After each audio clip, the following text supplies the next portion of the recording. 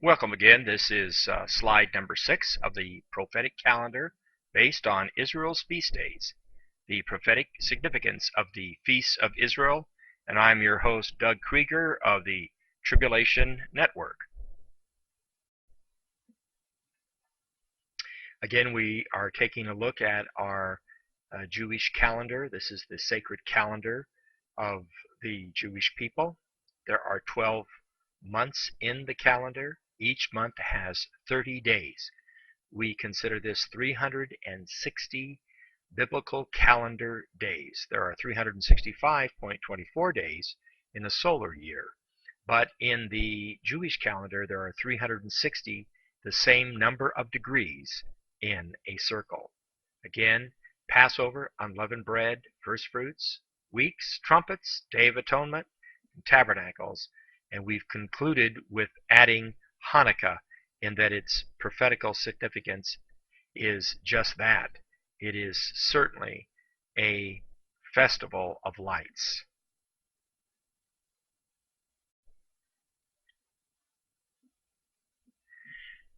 The major prophetic feast days of Israel. The Feast of Passover, 14 Nisan is the Hebrew date. Its prophetic occurrence, Jesus' ministry, was for 3.5 years. There were 4 Passovers, which occurred in John's Gospel. It's the beginning of Daniel's 70th week. It begins on Passover and ends on the 8th Passover.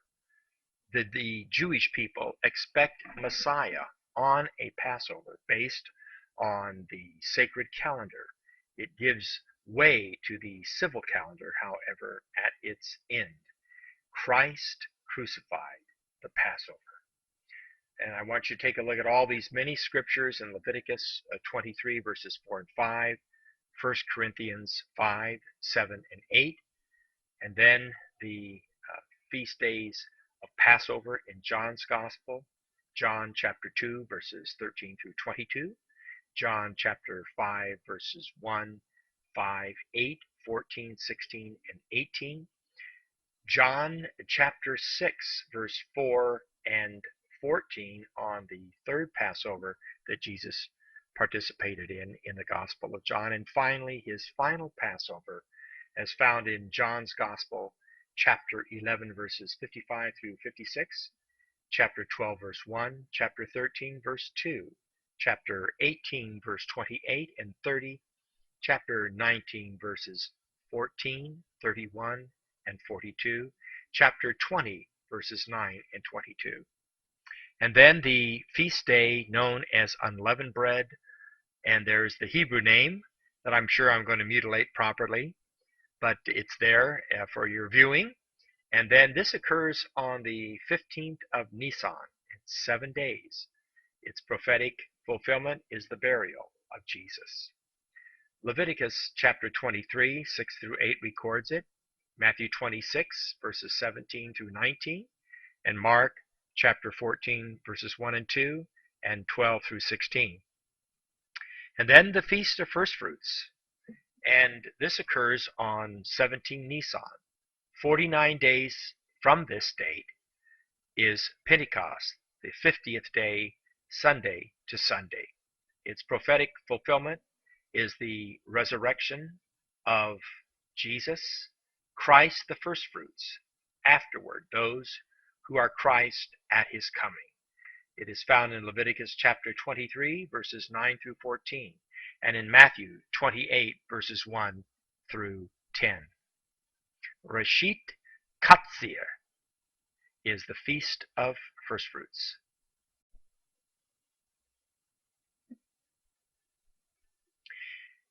Now continuing the Feast of Pentecost, harvest time and its fulfillment, the Feast of Weeks, known as also as the Feast of Harvest, the latter firstfruits or the firstfruits festival, and this occurs on the 6th and 7th of Sivan. The prophetic fulfillment is the church baptized into one body. This is found in Leviticus chapter 23 verses 15 through 22, and in Acts chapter 2. And then Tisha B'Av, the fast of the 9th of Av, the destruction of both the first and second temples, and the final desecration of the tribulation temple in the midst of the week of Daniel, chapter 9, verse 27, the Tish of Av. It commemorates the destruction of Solomon's and the Herodian temples in its first and second temples. Its third desecration will eventually issue forth in the anointing of the most holy place and the final feast of dedication at the close of the 75 days of Daniel's 70th week. The Feast of Trumpets, Rosh Hashanah. In these Feast of Trumpets, it will occur on the first day of Tishrei. It's the beginning of the civil calendar of the Jewish people. It is found in Leviticus chapter 23, verses 23 through 25. The major prophetical feast days of Israel. Yom Kippur, the Day of Atonement. This will begin the 75-day countdown. It is and occurs on the 10th of Tishrei. 6 months from the Passover, beginning of the 75 days of Daniel chapter 12, verses 11 through 12. It is the atonement, the judgment based on the wrath of the Lamb. It is based on the civil calendar, the Almighty dealing with the nations. It is found in Leviticus chapter 23, verses 26 through 32, in John chapter 1, verse 29 and verse 35. Sukkot, the Feast of Tabernacles, of Booths and Nations.